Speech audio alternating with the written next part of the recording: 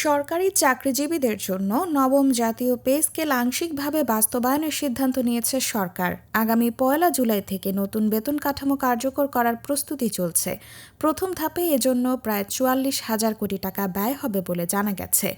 অর্থসংস্থানের জন্য জনপ্রশাসন খাতে বাড়তি বরাদ্দ রাখা হয়েছে।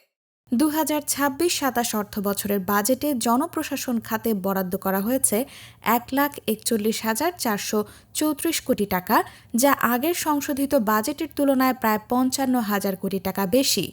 এই অতিরিক্ত বরাদ্দের বড় একটি অংশ থোক বরাদ্দ হিসেবে রাখা হয়েছে। এর মধ্য থেকেই নতুন পে স্কেল বাস্তবায়নে প্রায় ৪৪,০০০ কোটি টাকা ব্যয় করা হবে। নতুন বেতন কাঠামো কার্যকর হলে সরকারি চাকরিজীবীদের মূল বেতন প্রথম ধাপে সর্বোচ্চ ৫০% পর্যন্ত বাড়তে পারে। তবে আগে চালু থাকা বিশেষ সুবিধা বাতিল করে তা নতুনভাবে বেতনের সঙ্গে সমন্বয় করা হবে।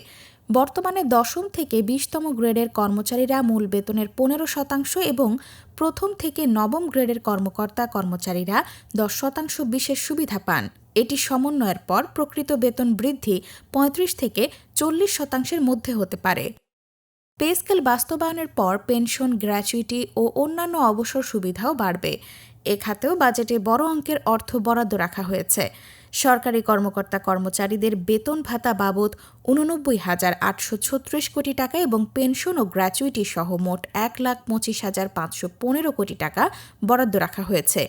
এদিকে নবম পে স্কেল বাস্তবায়নের কৌশল নির্ধারণে বৃহস্পতিবার সচিবালয়ে মন্ত্রিপরিষদ সচিব নাসিমুল গনির নেতৃত্বাধীন সচিব কমিটির বৈঠক অনুষ্ঠিত হওয়ার কথা রয়েছে।